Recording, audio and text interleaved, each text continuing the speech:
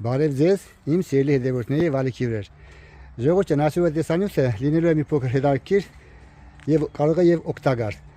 Հիմա ես անցած տարի ցանկապատները կես արել 50%, այս տարի նորից շարունակում ցանկապատները անել, բետոնից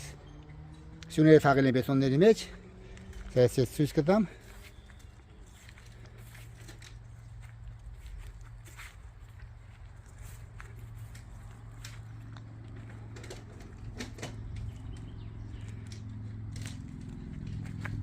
Փոսերը մենք փորել ենք 80 սանտիմետր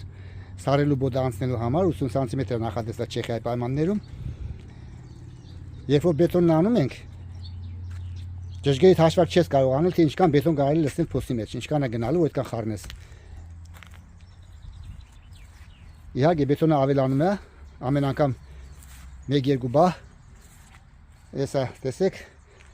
մի քիչ առաջ էս մի փոսն եմ արել։ Վերջիններ։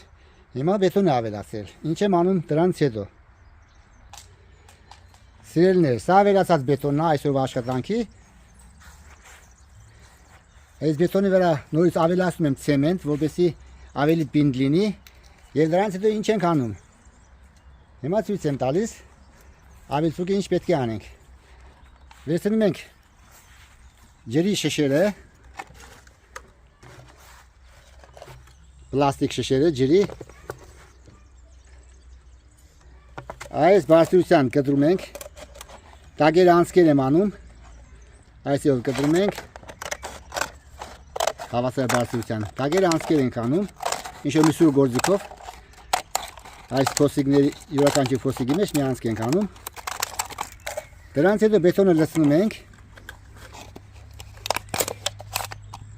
այս անցքերն անում ենք, բետոնը լցնում ենք, շարժում ենք, որպեսզի վերբջակները դուրս գա, բետոնը նստի։ Հիմա ցույց կտամ ինչ արդյունքում ստացվում։ Արդյունքում ստացվում են նման բետոններ, եւ որտեղ եմ օգտագործում ես։ Շարում եմ թփերի կողքը, նույնիսկ կարելի է անել ծառերի կողքը։ Հիմա ես ցույց եմ տալի հապալասի թուփը, այ հապալասի թփի կողքերը, ես բետոններով շահել եմ։ Պաստորեն ստացվում է, այս մեկն եմ անելու եւ մնացած թփերը։ Հնարավոր նաեւ ծառերի կողքեր անել։ Ժողովուրդ ջան, որպեսզի ճիշտ նպատակին օգտագործենք ավելացած բետոնը,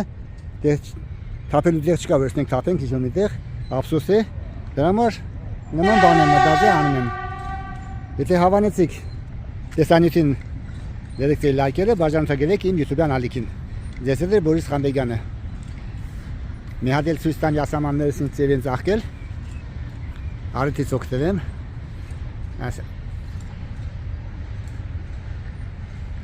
Շատ անուշ հոտ ունի, ուղղակի հոտը չեմ կարող փոխանցել ժողովրդյան։